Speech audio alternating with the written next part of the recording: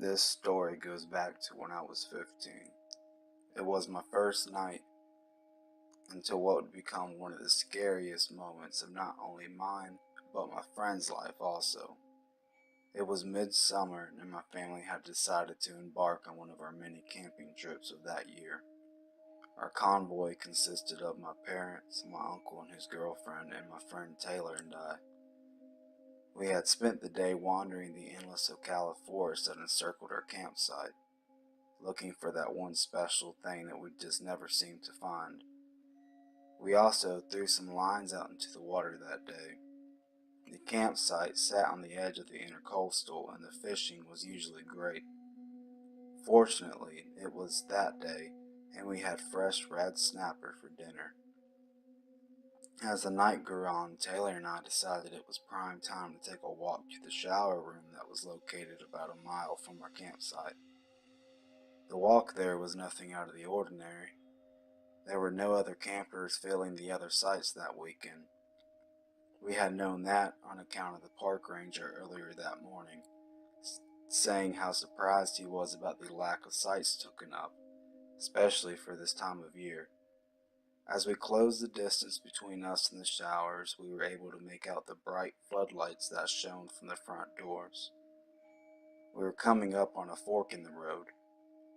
Right would take you deeper into the woods, and left would take you to the showers, and then the final campsite, which was also the road's dead end. I remember thinking how ominous the scene looked that night. The woods were so dark, as was the sky. There was hardly a speck of moonlight coming down on us. Instead, the only light in that forest were those bright fucking floodlights. Thank God for those lights. You'll know why soon enough. We finally reached the showers and I took mine first, and I took my time. Taylor spent his waiting time doing some petty vandalism in the stalls. You know, clogging toilets, unrolling all the toilet paper, the basics. When I had finished drying off, I opened the shower stall and Taylor took my place. I took a seat on a small bench that hung from the wall. I stared at the ground watching the mosquitoes swarm at my feet when something caught my attention. A man walked into the shower room. He looked all of maybe 35 to 40 years of age. He was sporting a red t-shirt and blue jeans. His hair was pretty kept, and his bright blue eyes looked like they were lightened by those bright-ass floodlights outside. He stared at me for maybe 15 seconds, took a quick glance at the shower stall, all while hearing Taylor give his all at covering Hold the Line by Toto, and then simply walked out. Now mind you, this is about 11:30 at night in a shower room at a deserted campground. I quickly told Taylor a man had just walked in. In a matter of seconds, he was out the shower and we were out front drowned in the bright lights.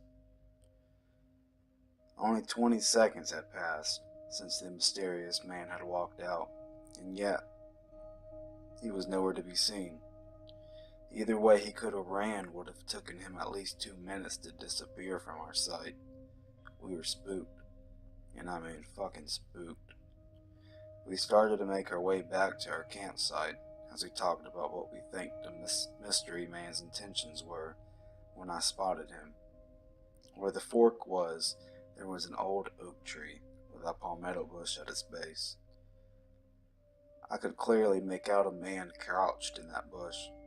The same fucking guy who was in the showers just minutes ago. I immediately told Taylor as I was pointing at the bush and stopped in my tracks. Look, man. That guy is in the fucking bush. Look. Right there. You can see his red shirt. Holy shit. What do we do? Taylor blew me off and said I was just paranoid and that we better pick up the pace to get back. For some reason, I obliged and kept walking towards the man. As we turned the corner, we were only 5 feet from that bush. I could have kicked my right foot out and knocked his head off. I wanted to run, but I didn't want to leave my friend alone in the woods with this man. The guy and I literally locked eyes as I walked by him. I told Taylor in a hushed tone, "If I run, you run. Do you understand?" "What?" he said. This time I spoke louder. "If I run, you fucking run." Just as the words left my mouth, I heard a twig snap behind me. I turned to see the man holding an axe in swing position over his head and running full speed towards us only feet away. I fucking bolted. I ran so fast. I turned to see if Taylor had listened to my request, and what I saw was terrifying. He wasn't running. I watched him turn around and see this man as the axe was coming down, about to split his skull open. The sound that followed is so scratched into my memory that I will never forget it. Taylor let out a scream, like I've never heard, like you've never heard. That is, unless you've almost had an axe about to shatter your skull and cut your brain in two.